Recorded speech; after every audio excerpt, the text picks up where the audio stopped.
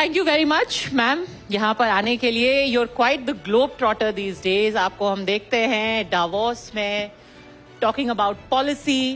पर जो यहाँ का देश में जो आपको वोटर सुनता था, देश में जो लोग आपको देखते थे, एकदम मुखर आप आवाज तो ऐसे कह रहे हो जैसे भगवान को प्यारी हो गई देश में. भगवान ना करे. बट वो सोच रहे हैं कि आजकल स्मृति जी थोड़ी टोन डाउन हो गई हैं. क्या बिल्कुल क्या नहीं. कर रही हैं आजकल? आपका शीर्षक है कार्यक्रम का व्हाट इंडिया थिंक्स टुडे, और मेरा कार्य है कि अब मैं इंश्योर करूं कि what India thinks today the world does tomorrow. तो इसीलिए मेरा सौभाग्य है कि 2 दशक मैंने अपने संगठन को और 10 साल मैंने अपनी सरकार को एक कैबिनेट मंत्री के रूप में सेवा दी. अपने राष्ट्र में थोड़ा बहुत योगदान देने का मैंने प्रयास किया. लेकिन एक मीडिया के शो के हिस्से में मैंने कहा था देश में कि रिश्तों के भी रूप बदलते हैं. तो नए क्योंकि सांचे में ढलते हैं, तो एक नया सांचा है जिसमें ढला है, लेकिन मिट्टी वही है, खुशबू वही है, संकल्प वही है. चाहे देश में हो या विदेश में, परचम भारत का लहराना चाहिए, ये मेरा संकल्प है. लेकिन भारत में अभी भी राजनीतिक दलों के भीतर महिलाओं को अपने हिस्से के लिए लड़ना पड़ता है, या शायद लड़ने भर की भी महिलाएं हर दल में मौजूद नहीं हैं. तो वो रिप्रेजेंटेशन अभी भी देश में राजनीतिक दलों के बीच राजनीति में नहीं मिला है महिलाओं को. मैं आज बड़े गौरव के साथ कहती हूं कि हमारे देश की supreme commander of arm forces एक महिला है, द्रौपदी मुर्मू जी. कई देश हैं जो वैश्विक दृष्टिकोण से आज दुनिया के सबसे ताकतवर देश है, लेकिन वो आज तक महिला राष्ट्रपति को चुन नहीं पाए हैं. इतना मादा उनमें नहीं है जितना मेरे देश में है. दूसरा, मुझे ऐसा लगता है कि हम अपने देश की राजनीतिक ताकत को जब देखते हैं तो सिर्फ महिला कितनी संसद में है उससे उस ताकत का अंदाजा लगाते हैं.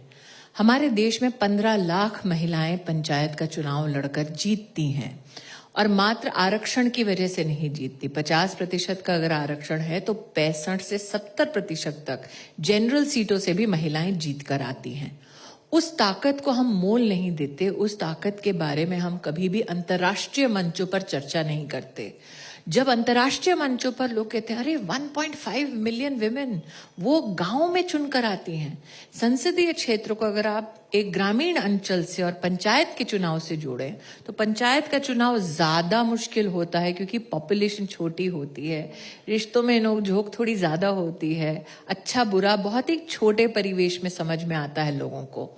जहां तक हमारे देश की बात है, मेरा ये गौरव है कि मैं उस पार्टी की कार्यकर्ता हूं जहां पर हमारी पार्टी के अंदर का आरक्षण सुनिश्चित तब हुआ महिला के लिए. 33% आरक्षण संगठन में जब राजनाथ जी हमारे अध्यक्ष थे. तो जब एक पुरुष अध्यक्ष थे उन्होंने महिलाओं के लिए संगठन में आरक्षण दिया. ये बात और है कि जिस संगठन में महिला अध्यक्षा है उसमें महिलाओं को आरक्षण नहीं है.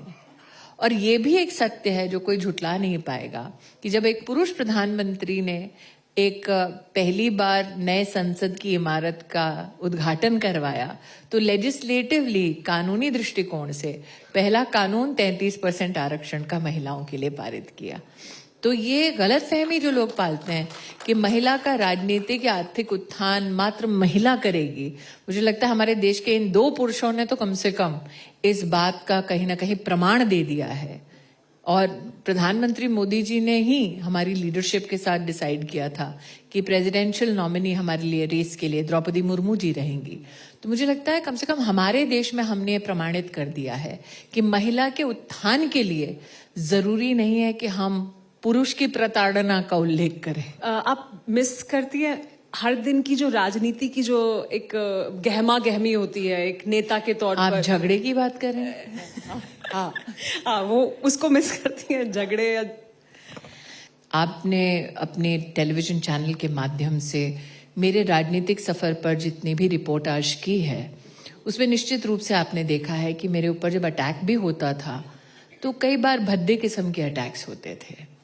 और मैंने एक महिला नहीं बल्कि कार्यकर्ता के नाते एक संकल्प लिया था कि या तो मैं उनके अटैक्स में इतना टूट जाऊं कि रोने के अलावा या असहाय होने के अलावा मेरे पास कोई रास्ता ना हो, या मैं इस प्रिविलेज को समझूं कि संसद में होना 140 करोड़ के देश में अपने आप में कितना बड़ा सौभाग्य है।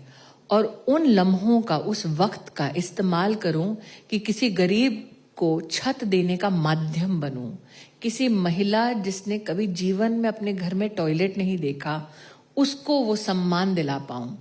तो आपको कहीं ना कहीं वो मेजर करना पड़ता है कि आपके लिए इंसान के नाते, नागरिक के नाते क्या इम्पोर्टेंट है, और उस हिसाब से फिर मेरा स्वरूप आप देखते हैं। तो कम से कम अंतर्राष्ट्रीय मंचों पर मैं अपने देश की बात करती हूँ, पार्टी विशेष की बात नहीं करती। अंतर्राष्ट्रीय मंचों पर जब मैं जाती हूँ तो ये मेरा दायित्व तो बनता है कि मेरे देश की राजनीति में जो छीटाकशी होती है वो मैं वहीं छोड़ दूं, क्योंकि वहां अंतर्राष्ट्रीय मंचों पर मैं हिंदुस्तान के एक साधारण नागरिक के नाते अपना प्रतिनिधित्व वहां कर रही हूं।